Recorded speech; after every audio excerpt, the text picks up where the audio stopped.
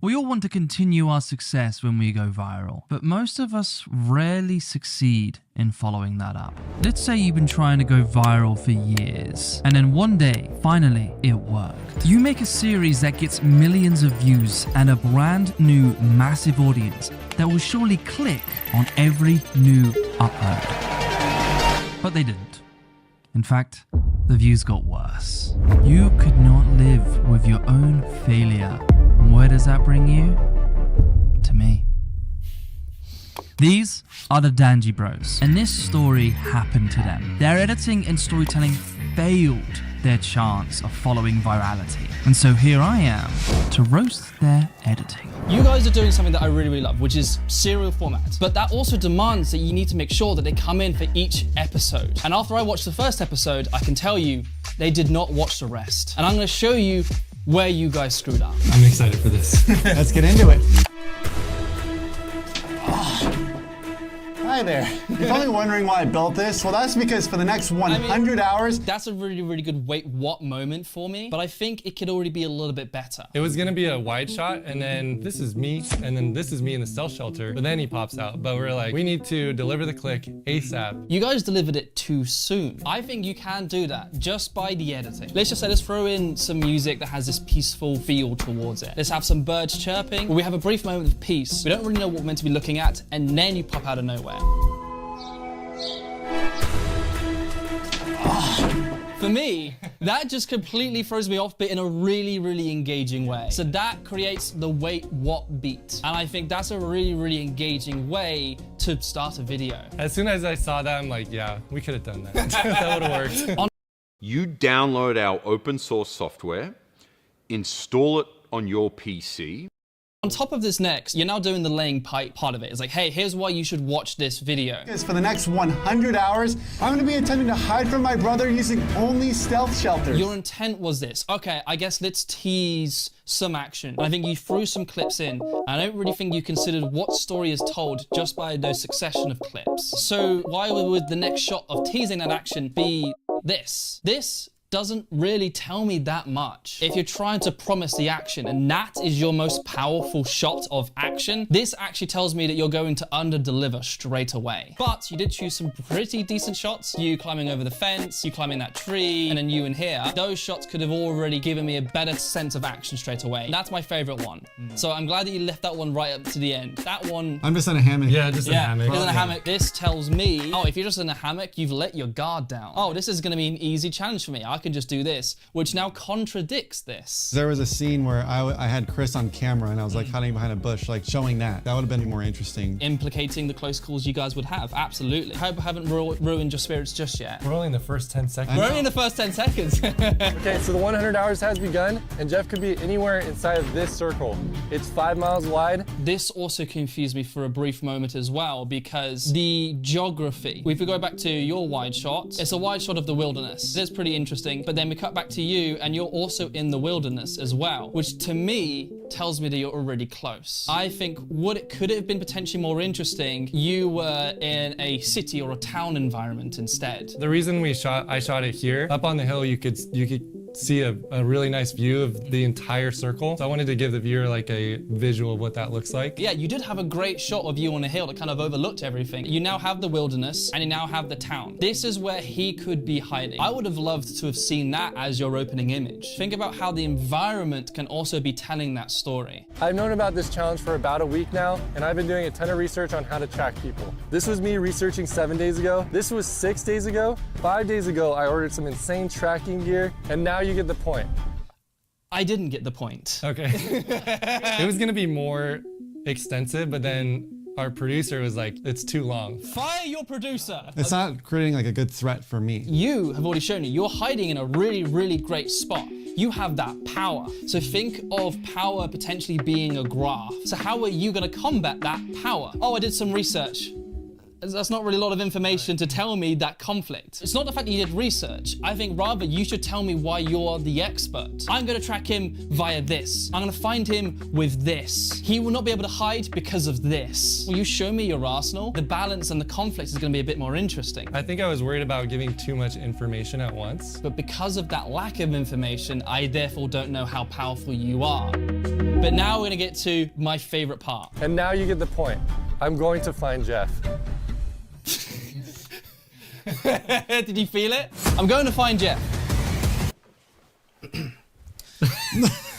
Again, took away the illusion straight away that you weren't really taking this urgent. I'm going to find Jeff. And then you go with your body language very aggressively. Your body language and your performance will inform of me of the stakes. This right here is my home for the night, but Since the circle is shrinking in the future days, I'm gonna have to build a new stealth shelter every day. so my first two objectives are get a disguise and build a stealth shelter for tomorrow night. I gotta hide the shovel.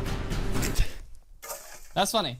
I like that. The riskiest part of this entire challenge isn't actually hiding in the shelters, it's traversing the map, since Chris could spot me at any moment. Chris can spot me at any moment, but you just told me just before he's on the other side of the circle. I'm on the top of a mountain Yeah. in the open. If anything, I'm contradicting myself too. There's nothing to hide behind up there. So what you should have done then is this. So there's you looking out in the wilderness, and then put these two shots together. Actually hiding in the shelters, it's traversing the map, since Chris could spot me at any moment. Getting a That's cool. That just feels so much more intense. So it really does depend on what two shots you can put next to each other. Suddenly that makes me go, oh, wait, how close is he? I've been walking for like a half hour, and if you're wondering why I'm limping, I got in like a scooter accident yesterday. I like so my this. heel is really bruised. Now your power's gone down. I was trying to not limp around you that morning before we started, so that he didn't know. I wish I knew that. But I also do like the small moment though. Got in like a scooter accident yesterday, so my heel is really bruised. But we gotta trek on. The music kind of went down for a moment and I kind of felt your vulnerability for that brief moment. Scooter accident yesterday, so my heel is really bruised. But we gotta trek on. And I liked that. That's what I mean by suddenly the exchange of power. You're bruised, moment of silence, uh-oh. But we gotta trek on. That's a nice moment of like, okay, I'm injured, I'm in trouble, but let me keep trying. So this is what 5 miles looks like. The circle is about 500 feet that way, and then he could go all the way to the mountains. That's insane. I'm glad I came up here and got the perspective of what this looks like. So this is what I mean again by power and who owns that power. Jeff is the one who is having that fun sort of experience, whereas you, I would say, have to be a force of nature. That can be told with the music. Jeff, if you're the one who's kind of chilling, you should have that kind of bit more of that chill vibe. Honestly, I have no idea why I chose such a remote location from the first bunker. But then you're being tracked down by a terrifying threat. I've known about this challenge for about a week now, and I've been doing a ton of research on how to track people. So this is what 5 miles looks like. Glad I came up here and got the perspective of what this looks like. I'm going to find Jeff. But that's music from Lord of the Rings. No bloody way could you actually use that in a YouTube video. Yep, that's a rhetorical question. I'm already implying the answer. Yes, you can. Licked is expanding its library to where you can license actual movie soundtracks in your YouTube content. And right now, they of course have Lord of the Rings.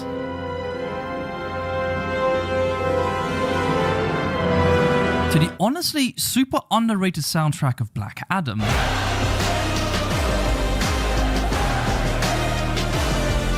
Or you could express your positive masculinity and be Kenneth with the Barbie soundtrack. I'm just Ken, where I see love, she sees a friend. When I first started as a filmmaker, I used soundtracks and mainstream music in my content, but it would mean I would sacrifice ad revenue, which sucks when you love to do this.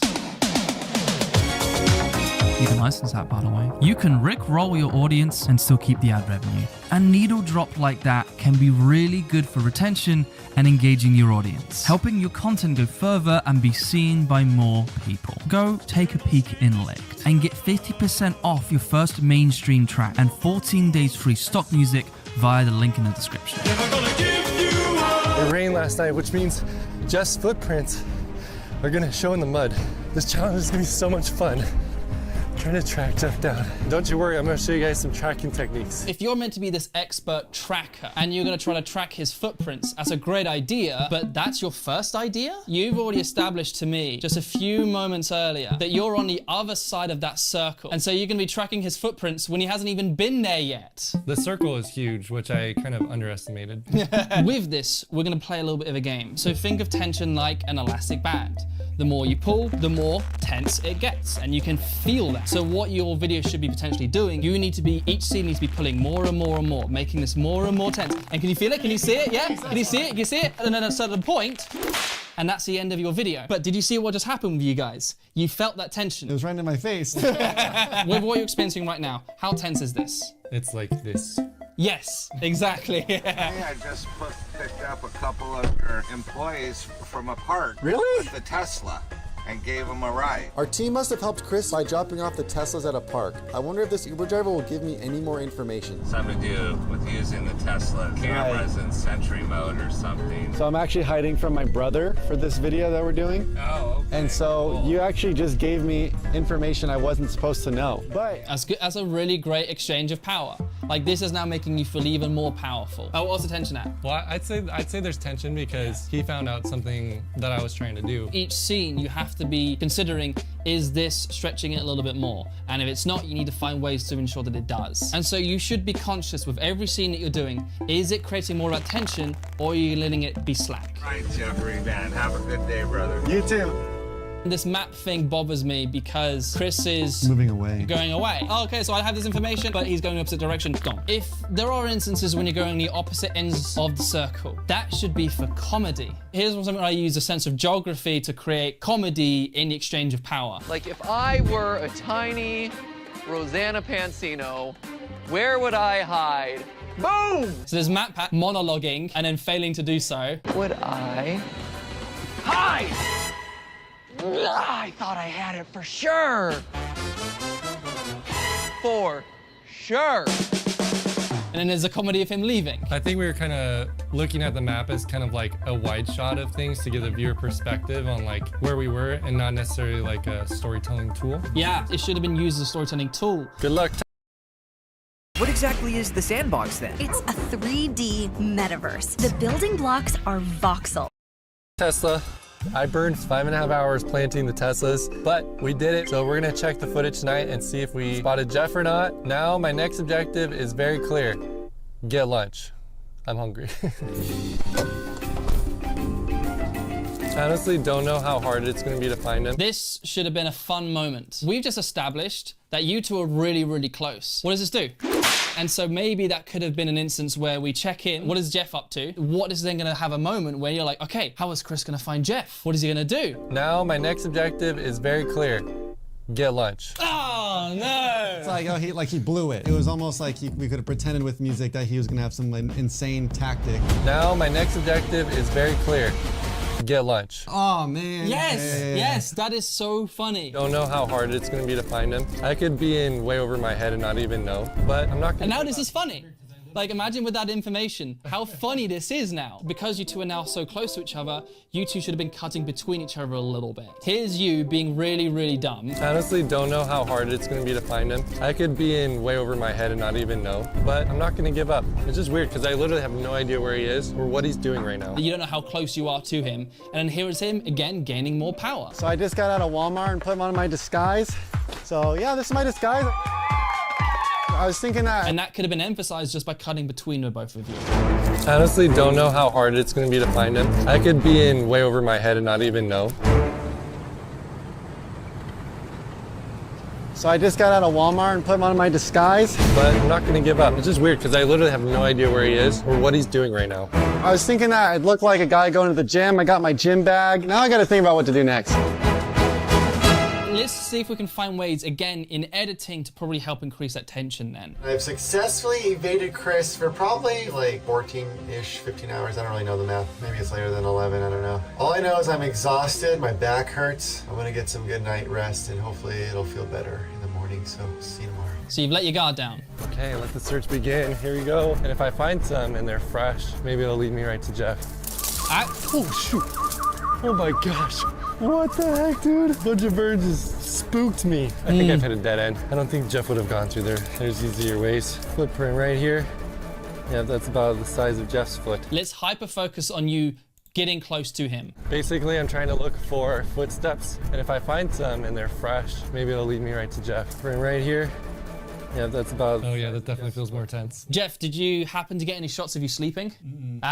This one was definitely a unique scenario. I was genuinely in so much pain because I like tweaked my back, just suffering trying to get into there. And so I was like, I'm going to bed. I understand, but if you had that footage of you sleeping, that could have been a bit more tense. Like, here's some footsteps here. Oh, what is this? Let's look at Jeff's shoe. Boof, we cut to you sleeping. Oh, that would have been so good. Now you seem so much more vulnerable. You've let your guard down. Look at that. Look at the trail. Jeffrey, if you're in here, I'm gonna find you. Poof, cut back to you. You have no idea you're about to be found. Look at that. Look at the trail. Jeffrey, if you're in here, I'm gonna find you. So we still have like, you know, this whole circle to go. So I decided that I'm gonna hop in the car. And then, but still, that tension raising. So again, that could have happened even more. So you're close, you're close, you're close. Oh my God, he's about to find him. We cut to maybe one more shot of you. The music starts swelling up. He's about to find him. I've given up. You start driving away. And then we cut back to Jeff one more time. The music is calm. And it's a peaceful moment. He's safe for another day. You didn't win. Jeff won. What is he gonna do the next day then? But tomorrow, I'm activating phase 2. I wanna try a different tracking method each day. Tomorrow, I have a tracking pen. Phase 2, make you the force of nature again. You didn't find Jeff, therefore you gave up. But this is what you're gonna do to change that. That was not told through this because you kept that sort of comedic music underneath. The tone should have changed to be a bit more intense. The cuts could have been a bit more powerful. Tomorrow, I'm activating phase 2. I have a tracking pen, night vision goggles. The circle is shrinking to 4 miles tomorrow. I need to be very alert because Jeff will be moving. This now creates the cliffhanger, which is something I don't think many creators really do, and I think they therefore miss out on a really, really great retention hack. And that's why I like series. But the game is, for series to work, you gotta get me to the end of that video. You guys failed to get me to the end of that video, so therefore that cliffhanger is not gonna work. And so therefore when part 2 comes along, well, I already checked out halfway through episode 1, so I'm not gonna watch it. And so that's why this series failed. You didn't give me good tension. You didn't give me good story. You didn't give me good conflict. You didn't give me a fun exchange of power. So therefore, I didn't watch episode 2. That makes a lot of sense. I was like, it's the packaging. No, but you're right. No, you're right. There's a lot we got to work on. What's the game plan for you guys next after this? Learning all of this. Yes, tension. Tension. Yeah.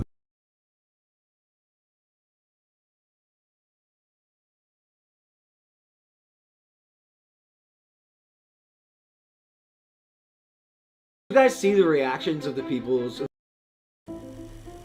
So this is one of the lessons in my course. Screw it, I'm gonna show it to you now. If you do wanna see the other 4 hours of content, you should hit the link below and learn how to edit like an artist. All right, that's my cheeky plug done. Let me show you what is Pope in the Pool. Imagine you're about to play a really fun board game, and then your friend grabs the rules and decides to read them out loud, word for word. I mean, don't you hate it when people do that?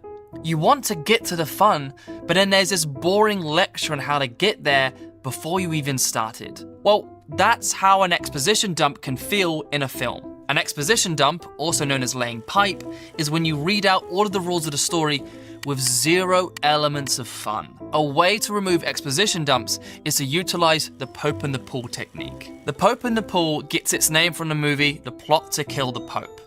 In this film, spies visit the Vatican and inform the Pope that someone is plotting to kill him. It's a textbook exposition dump. But instead of setting the scene in an office or some kind of precinct, the writer sets this scene in the Vatican's pool. What this means is, while this is happening, the audience is thinking, I didn't know the Vatican had a pool.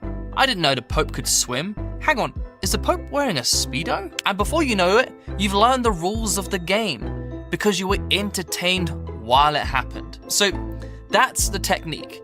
If you're gonna tell us the rules of a board game, add an extra element that can keep us entertained, trick us into listening. There are great examples of the Pope and the Pool in film.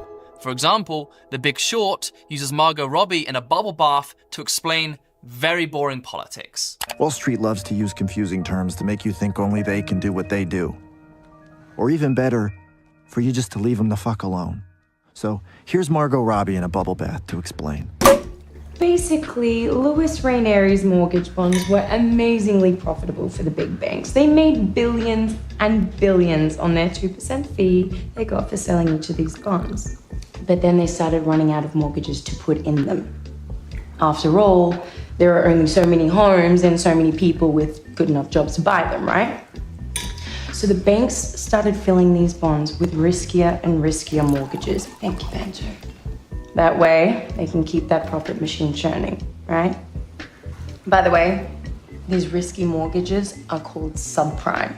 So whenever you hear subprime, think shit. Our friend Michael Burry found out that these mortgage bonds that were supposedly 65% AAA were actually just mostly full of shit. So now he's going to short the bonds, which means to bet against. Got it? Good. Now fuck off. For a creator, it can be something as simple as making sure something else is happening while giving information. Logan does this all the time. For instance, it can be while he's expressing his motivation, he has his entourage encourage him. Logan, I actually watched most of it. Do you hear that? There's something special happening. And while you can't admit it, Pokemon is fucking huge. Logan for president! Yeah! No, but seriously. Honestly, no, listen. Did you guys see the reactions of the people whose cards we pulled? Or Dan Fleischman and Steve Aoki when we pulled the Chansey? Did you see the fucking German guy who pulled the Charizard? And when Vinny from the Maverick Club on set, we pulled the Blastoise. It's a Blastoise! There's something special here, so I'm gonna just say this. I'm gonna buy every single first edition box on the planet. Yeah! Is that financially right? I'm selling my house. I knew you were gonna say that. I knew that was something. I knew it. I'm selling my house for Pokemon cards. Hey, but I'm serious, guys. I'm gonna buy every box on the planet and put on the biggest events of the year to the day that I die. Okay. Oh, fucking cheer! So what it's called is Pope in the Pool. You talk about right. You talk about your exposition, your important thing, the information that you need to convey, while entertaining. So while I'm saying like important things that contribute to a storyline, my friends are here making jokes and keeping people intrigued. Simple storytelling. As the editor, this doesn't mean throwing random B-roll and fun music and calling it a day. Your Pope in the Pool should have an extra element. It should be something else that you can bring attention to while giving exposition. In another video me and Logan did, he was giving exposition on pranking Mike. So while he was dropping that info, I also cut in moments of the prior conversation. All right, in the next 24 hours, I'm gonna make my best friend Mike the happiest he's ever been in the entire world. And then I'm gonna crush that happiness into a million pieces, literally. All right, so if you guys follow Mike, you'd know that there's been one thing that he will not stop talking about. I have to have it right now, dude. Yeah, that's right. He ordered an $1,100 industrial grade slushy machine. Except I talked to him yesterday and apparently he's run into a massive problem. The machine's held up in customs, man. It's not gonna be here until August 16th when we have all the slushy mix. Yeah, so they accidentally sent like 7 gallons of slushy mix. If you can generate emotion in your edit, you can make your audience not just an observer, but become the main character. The biggest retention hack is just telling good stories. If you're struggling to understand story, it's easier to think of story as change. This is the core intention between every single cut that you should make. The simple idea that if you put one shot here, cut, and then have another shot, what does that cut imply and say? I want to encourage you, can't be a YouTuber without being a filmmaker. This is the most important piece of equipment that you will ever own. This is the opportunity for me to then see the entire project on that macro scale. It's gone. I don't think I would have been able to find this story unless I saw it in this version. You'll be amazed how big of an impact a micro beat can make. You can now start to think as a proactive editor, turning the footage into what you want it to be rather than allowing the footage to tell you what it is. Discover how to be a storyteller, not just an editor. Hit the link and I'll see you there.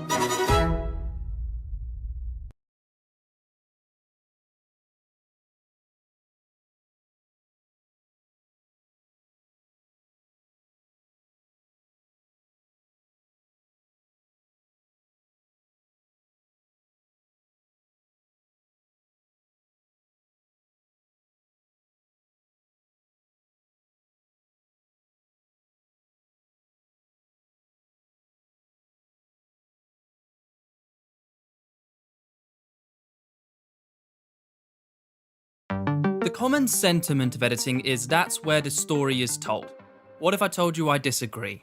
The story has already been filmed. The story has already been constructed. What editing is actually doing is finding and presenting a path for the audience to experience the story. And so with that pretentious opening statement, what does that mean for the content creators that watch this channel? What editing techniques can you do to optimize your content and give your audiences the best experience? Well, I'm gonna give you five basic editing techniques that are actually secrets that everyone should really know about. Well, hello there. Firstly, if this is the second or third time that you've seen me and you're not subscribed, that's the universe telling you that you need to subscribe. That's the formalities done. Let's talk about editing. Number one of the first important tips I want to give you, murder your darlings. The best example for me is there was this one piece of content that I was editing. I was spoiled with the amount of fantastic footage that I could play with, and I wanted to show all of it off, but it was too long. What ended up happening was I ended up repeating the same emotion constantly over and over again for a whole minute. If it undermines the value of the rest of the edit, cut it. So I chose to murder my darlings. It started off as 1 minute, but instead I made it 20 seconds. What that means is you're respecting your audience's emotional investment by not making them bored. Speaking of respecting audiences, my next point is don't be obligated to making 10-minute videos. Yes, having a longer watch time on your videos means you earn more AdSense. There is a border where if you stretch your videos to be over 10 minutes, not enough happens in your video, or the pacing is incredibly slow, or it's simply not engaging enough for the 10 minutes, they're gonna click off, which defeats the point of having extended watch time if they don't engage in the full video. Instead of focusing on your desire to have ads, instead focus on your desire to have the best quality of time. You will develop a more positive relationship with your audience. That's why this year me and Logan have switched our videos to be less than 6 minutes, and many other creators have switched to that priority as well. This new trend has worked out so well. That's why YouTube has now changed the obligation of 10 minutes down to 8 minutes. One of the easiest ways you can make your audience uncomfortable, especially if it's like a locked off setup like this, is when you jump cutting and cropping in, not to maintain your eye line. Whenever an audience is presented with a new shot or a new frame, one of the first things they instinctively look for is the eyes. And so whenever there is a new framing and they're looking for the eyes, you need to make sure it's easier to find, because the less time they have to readjust, the easier the cuts flow. So how do you do it properly? You should use an X and a line across the screen, and then use that as a framing guide to help match the eye line and its continuity. That little bit of extra work helps make the cuts flow so much better. One example is this is the one time we used matching eye lines to create a match cut. We hired someone to get a piano accordion, then do something. I bet it'd be great. This is great. Now, using flowing cuts as a segue, I need to talk to you about the most important way to make your cuts flow beautifully. The J-cut. The easiest way to explain it is the J-cut means the audio plays before the visuals. The reason why this is important for the audio and the visual to play at different times is because if both of them are played at the exact same time, that's 2 new pieces of information for audiences to process. And so it's better, and your cuts will flow so much smoother when the audio plays just 2 to 3 frames before the visual comes in. Just that little touch will make your cuts so much smoother. Now, this is the most important aspect of editing that every single person needs to understand. What's important is your control of doubt, assuming that you cannot or never will be a good creator, because I promise you, in time, you will be. I get hundreds of these messages every single day. I don't have good editing software. I don't know how to tell a good story. I don't know where to find music. And since I don't know what to do, I cannot be a good creator. And that's very understandable. Where you don't immediately know what to do next, or not achieving what you imagined, that can be discouraging. And the best way for me to talk about this is you're asking me these questions with the context of I don't. You're concerned that you're not good enough and therefore limiting yourself. But what's beautiful is that you can ask those same questions, but with curiosity. I suggest you think like this. Instead of saying, I don't know how to make this good, you need to ask, I want to know how to make this good. And just with that little attitude shift, you've just given yourself permission to explore and go on a journey to find that answer. I call it the curiosity loop, where finding out an answer only gives you more questions for you to answer next. And you keep on finding those answers to improve your own ability just bit by bit. Every time I came across something that I didn't immediately know how to fix, I could have either doubted myself or be excited about how I can tackle this problem. And I still have that curiosity loop every single day. And I am still constantly and always learning. And the best way to summarize what curiosity is and how important it is to learn, I've never written an inspirational, motivational speech before, but I wanted to. I was curious to try if I could write an inspirational, motivational speech. This might not be the best speech you've ever heard. It might just be the most pretentious, but I was curious to try. And that's just so exciting.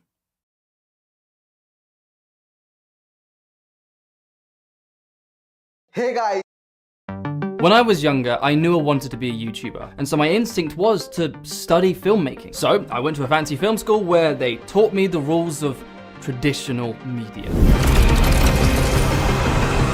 I didn't want to do traditional media. I wanted to do YouTube, and the rules are totally different. The majority of media we now consume is web content, a still brand new form of media with whole new rules that go against traditional media. Yet we still don't pay enough attention to what those rules are. So this is me talking about some of those rules. Here's 5 more rules that traditional media doesn't teach you, but you should technically know if you want to be a YouTuber. That was a really long title. Number 1, the jump cut. The jump cut is all about pacing, and pacing is the most important tool that you can use to keep your audience engaged. Imagine how boring it would be if we never cut out those silences in between.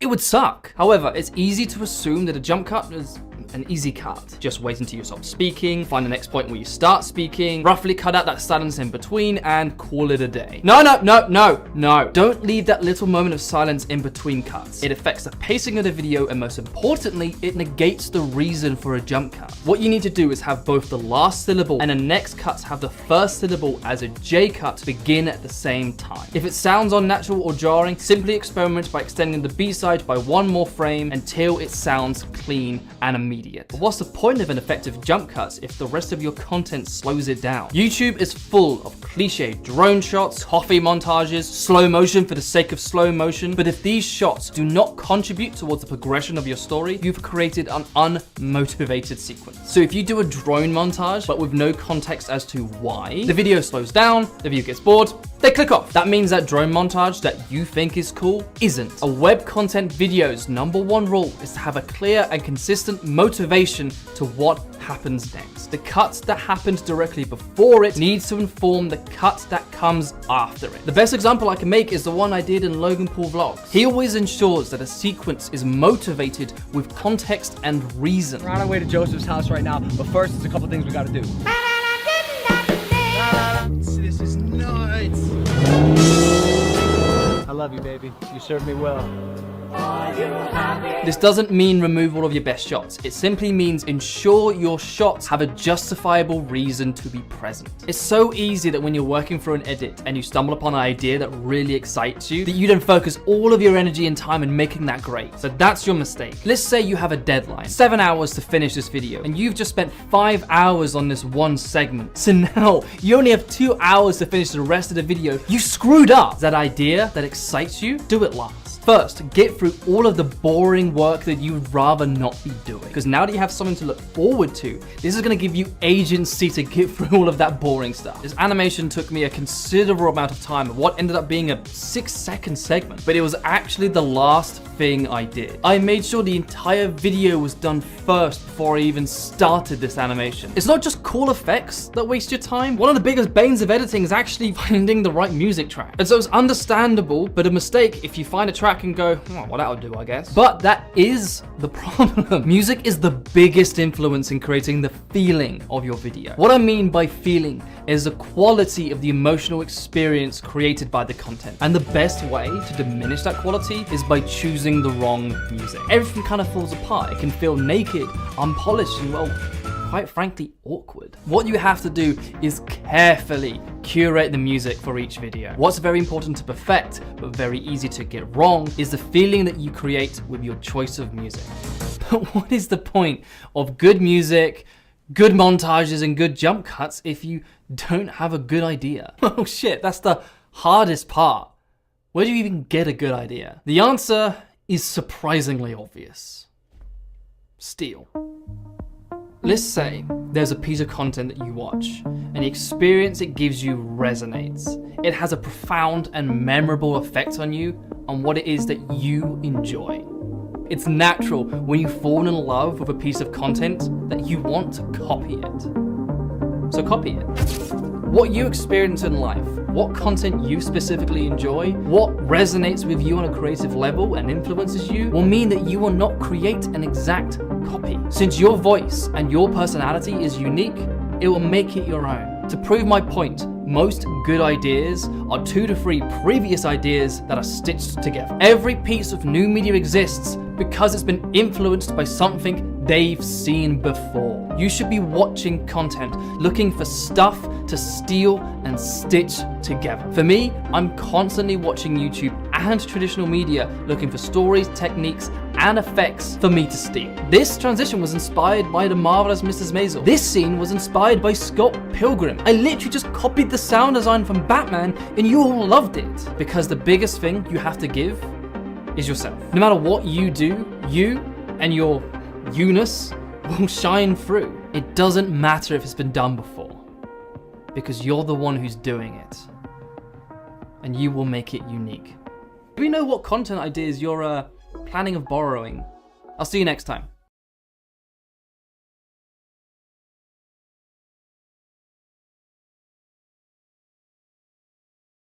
That's the only reason why you are not able to.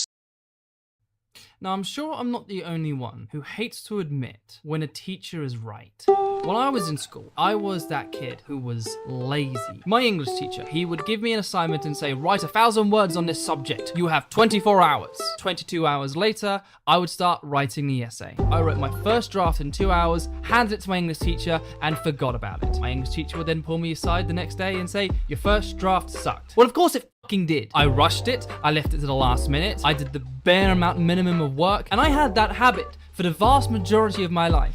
Until I picked up editing. And you will, in real time, witness the benefits of putting in that little bit of extra effort past your first draft. I wish I knew that so much sooner, because I fucking hated my English teacher, and that's what I want to show you. I want to show you the first draft of an edit that I did that at one point I thought was good enough. Until the next day, I watched it and realized, wow, this needs so much more work. And I'm gonna break down what I did as to why a first draft sucks and why you need to continue making a better effort until you get it at, well, a good point, I guess. So the video I'm talking about is this teaser trailer that I did for this project that I'm producing called Fuck 2020. I could waffle on and introduce it, but it's better if I just show you the really poorly made first draft of this trailer. 2020 was gonna be my year. I was gonna make friends, fall in love, develop a skincare routine. Then this happened. Coronavirus. Flattening the curve. Stay at home. The Golden State is in shutdown mode. That's right. I'm going to be quarantined with my weirdo roommates for the next 2 weeks, maybe longer.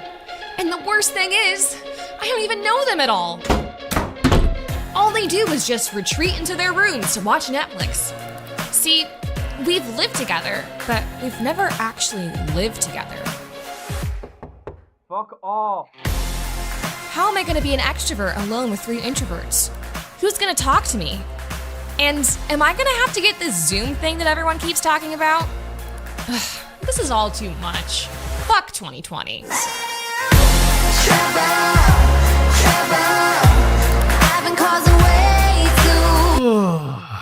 Look, it's okay. When I first drafted that trailer, I thought that was great. I thought that was amazing. And it wasn't until I watched it the next day that I realized it had so much more room for improvement. I can already imagine my English teacher being so proud of me because I want to put in an extra bit of effort. So straight away, I already identified a big problem. This is a trailer, and so I need a really hard hitting, powerful shot to get everyone's attention. The stock image that I had, and especially with this basic lackluster text, this is a really underwhelming and uninformative first shot of a trailer. And so let's revise. So what I did instead is I found some stock footage of some confetti going off. Bang! That's a really interesting image to grab your attention. I wanted to express more of the character, the personality of the trailer. And so instead of this basic white text, I then made this far more stylistic glowy text. It's far more interesting to look at. 2 new pieces of information have been redrafted and have already made the opening shot of this trailer far more interesting. The biggest problem that I identified with this trailer is it's too long. And especially if you're trying to sell your trailer to potential Indiegogo supporters, how offensive would it be if you waste their time? So I cut out every single moment of pause in between the voiceover. I even cut out specific statements such as, The Golden State is in shutdown mode. That's right. See, the time spent for that statement to be made didn't bring enough value to justify its presence, so I cut it. And now, of course, we're going to the actual shots that I filmed. Of course, we wanted to make the illusion that there are 3 other people in this house. I grabbed 3 pieces of clothing and I simply dragged them across the frame. And also, not to mention, you hear nothing of the on-screen sound, and so I added in some basic cloth movement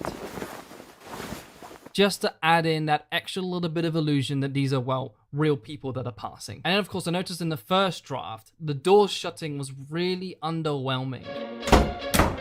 I'm even playing the music underneath as well. I was doing a bad job highlighting that specific moment being significantly important. And so I needed to highlight that moment by first cutting the music, grab some door shutting sound effects online, but then there was still one element missing, and it was actually hearing the build-up of the doors closing. The sound effect I used was a whoosh sound effect of leather. Leather doesn't match a door, that makes no bloody sense. But in the context of a film, it does. Me putting in that leather whoosh sound effects as the doors were shutting added in that stylistic emphasis of the doors shutting. And then with that third door shutting, you can now motivate the music to come back in.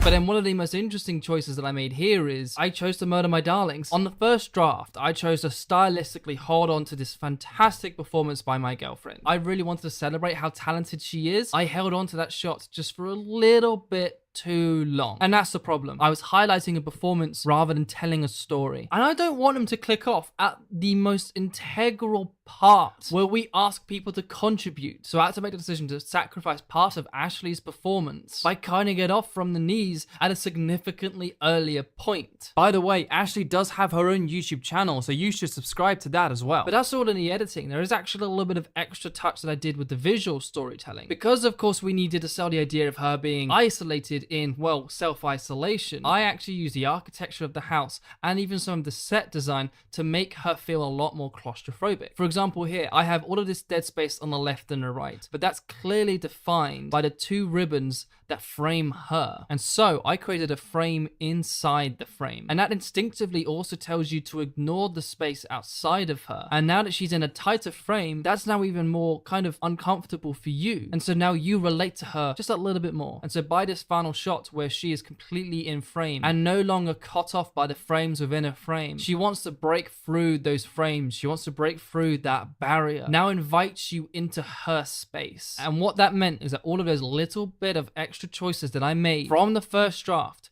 to this version, and what I ended up doing is I cut out 13 seconds of this entire trailer. So nothing was actually changed, no shots were sacrificed, nothing got lost, except the only thing that's different now is that you, the audience, get your information significantly quicker. And that improvement of quality made this trailer a much better sell for new audiences. 2020 was gonna be my year. I was gonna make friends, fall in love, develop a skincare routine, Then this happened. Coronavirus. Flattening the curve. Stay at home. I'm going to be quarantined with my weirdo roommates for the next 2 weeks, maybe longer. And the worst thing is, I don't even know them at all. All they do is just retreat into their rooms to watch Netflix. We've lived together, but we've never actually lived together. Fuck off. How am I gonna be an extrovert alone with 3 introverts? Who's gonna talk to me? And am I gonna have to get this Zoom thing that everyone keeps talking about? This is all too much. Fuck 2020.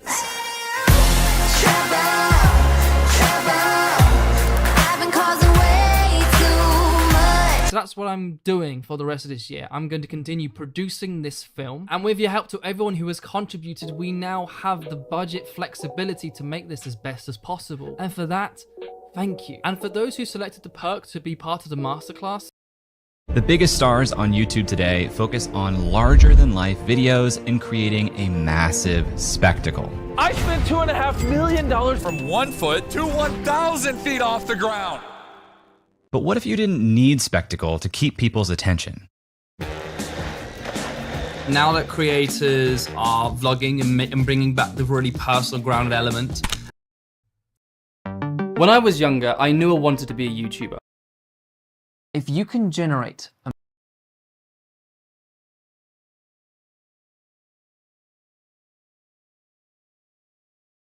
think what I want to do next, I think we have all of the sound effects that we need together. Let's hear what that sounds like. Okay, listen, I am a massive Batman fan, and you can blame Christopher Nolan and the Arkham games for that. Even I was one of the few who knew that Ben Affleck would pull it off, even with that god-awful script. Mark, why did you say that name? But with all of that, it meant that I had an intrigued interest in Robert Pattinson's Batman. And then they dropped the first trailer, and there was a specific moment that won me over.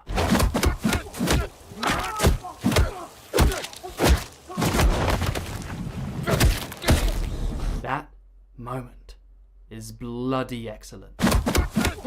Ooh.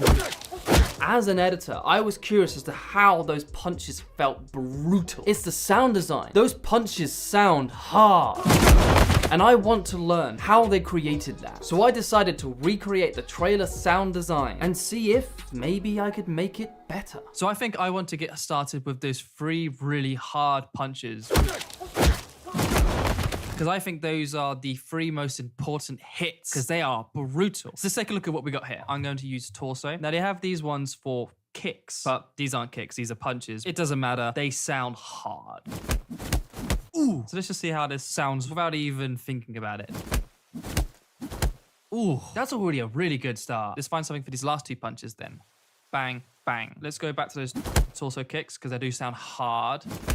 But I am actually going to give them a second layer. So I have these ones, which are short and sweet. Let's try this out.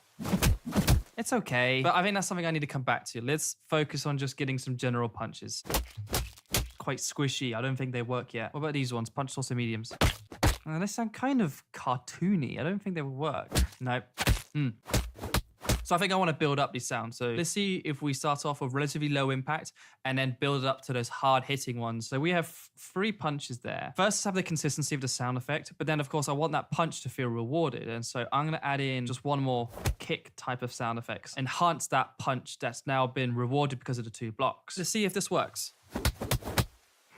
That's an okay start. I have to admit, I'm not that happy yet.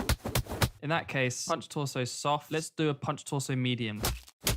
No, they're too cartoony. What about these? Ooh, let's try that. Okay, so now I think I have added in the first basic layer.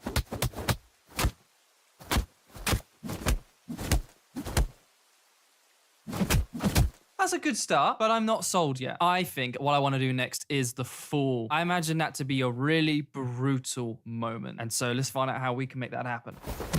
Kind of. Maybe. Let's try this one. It takes too long, so I'm just going to cut this up. It doesn't hit that hard, so maybe I need something. I need to check out these throw hards. Let's try that first one. Let's split that up so the fall ends up being quicker.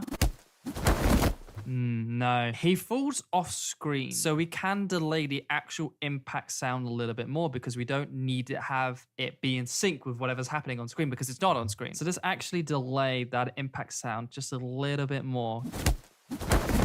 That works better. I'm not entirely sold yet, but this is still a learning process for me. I'm going to listen to theirs again, just so I can either build up my confidence or destroy it.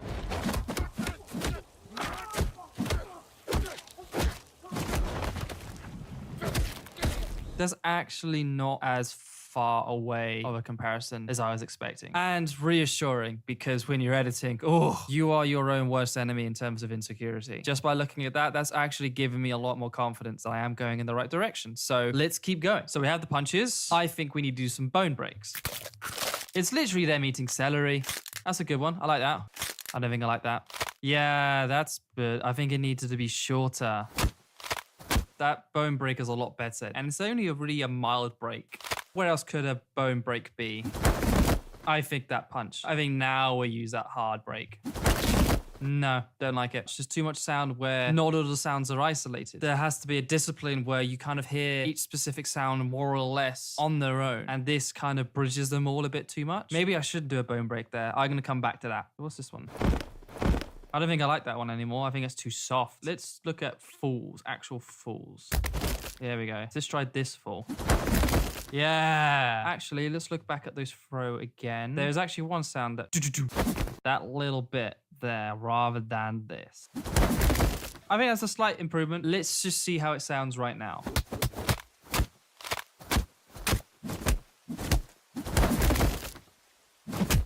I think that's pretty cool. There is something that is missing here, and it's whooshes. So we've got some badminton rackets. No, bamboo sticks. So let's try these bamboo sticks. So I've just thrown them in spots that kind of reference the arm movement. Let's see how that sounds. These sounds suck. I would forgive you in assuming that whooshes are like as if wind being pushed. That's not the actual sound effect that you're looking for. The whoosh sound effects that you actually need is cloth. Let's just see how that sounds already. Oh, already. Listen again. That actually sets up the entire small sequence of punches. Let's listen to it without, and then listen to it with. Oh, so I think it works in between because we kind of need to bridge these punches. And as you can see here, it pretty much crescendos exactly when the punch hits. Oh, that really emphasized the hard hit of that punch. Now we can just use the cloth sound effects for the bone break. Oh. That sounds great. Let's just add in a bunch of cloth sound effects to most of these other punches. Ooh. Okay, that was a good little happy accident. I put that sound in slightly earlier than I intended, and it actually makes the punch last longer. Here is what I originally intended. I wanted to put it here, but instead, I put it slightly further away. Ooh, I'm gonna try that on these other ones.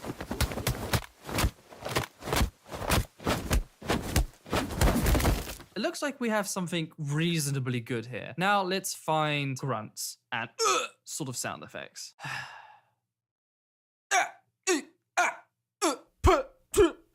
Now we've got some reasonably decent grunts, I hope. Let's put them in and see how it sounds.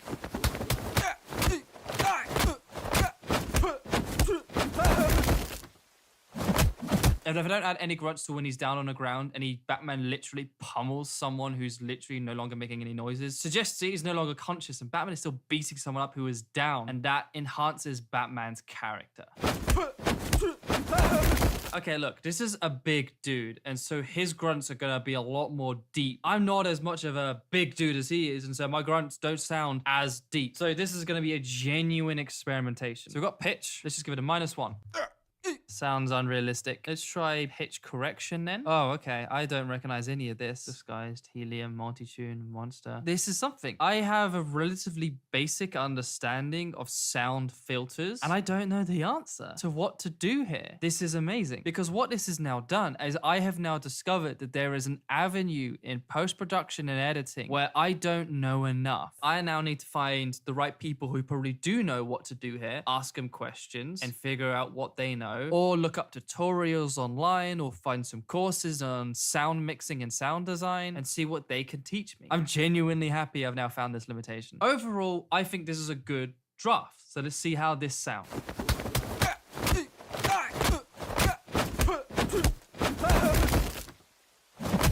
I think it just needs one more touch. I think a thunder rumble. Maybe not that. That's quite simple. I like that. I want to put that in to when he falls, because that's a character moment of when Batman decides to continue pummeling him even when he's down. And if I could represent that change or that choice with some thunder. Okay, let's try it. Yeah, I like that. Okay, so now I think we have all of the sound effects that we need together. So let's hear what that sounds like.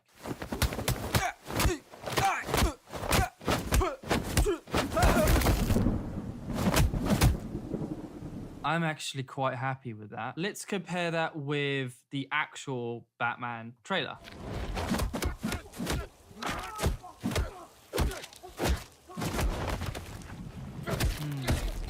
Despite my version coming close to what the official trailer did, I still think theirs is miles better. But I'm curious to know, what do you guys think? To me, it feels like theirs had a better discipline to keep it confident and not overdo it. What I mean is, I don't think theirs had as many layers as. Since 2009, Hillier Smith has edited videos for some of the biggest YouTubers on the planet and helped to generate more than 5 billion views. He films with them, hangs out with them, and yeah, he even slaps them too. He's known for being the YouTube editor. He's even won awards, and his first-hand experience of working with global superstars means his info is on another level. And I've been lucky enough to get his time to help teach you what goes on behind the scenes of generating billions and billions of views. So Hillier, thank you very much for coming on. I thought we would start off with a quick round of getting to know Hillier. He's English, he edits, his channel's flippin' epic, his name is Hillier Smith. Basically, I just want you to answer these questions in one word. Intro stingers, yes or no? No, absolutely not, no. Get started on the video straight away. Should people ask viewers to subscribe in a video? Debatable. Logan Paul or Jake Paul? Logan Paul. Mr. Beast or Eric? Eric. Ooh. Oh, I'm gonna get in trouble for that one. Okay, this is a multi-choice one. Dealing with trolls. Delete their comment, block them, fight back, totally ignore, or hit the dislike button so the comment goes to the bottom of the comments. Completely ignore. The best place to get music for videos? Spoilers. The best place to get stock? Storyblocks. And the best place to learn to edit? Me. That's it, you passed. Get stock? Storyblocks. And the best place to learn to edit? Me. That's it, you passed. There we go. What a great start. Your videos that you produced, I believe I read online, they've gone past 5 billion views totally. As an expert, what do you think it is that separates videos that can get that kind of traction from ones that can't? It's a very old statement, but it comes down to authenticity, especially in the editing. But I think the upgrade of that is charm. You know, editing is just a completely another art form, and it's also another opportunity to express yourself in the way that you think. So rather doing what's obvious, what can you do that represents your personality and in turn represents your authenticity and charm? You know you're watching an Edgar Wright movie because of the expression he does in editing. You know you're watching a Guy Ritchie movie because of the expression he does in editing. You know you're watching a Quentin Tarantino movie because of his expression in editing, and that's part of the charm. And I think that is a neglected art form that separates your content from everyone else's. And that is one of the main reasons why people keep coming back onto Logan's videos as to why we got 5 billion views, is because I expressed myself through editing, which made his videos stand out far more uniquely than from every other vlogger at the time. One little tip you could give to someone who's thinking, how would I express myself in that way? I would say if you identify something that's cliche, challenge it. And that's where you'll find your voice. What is the best process for making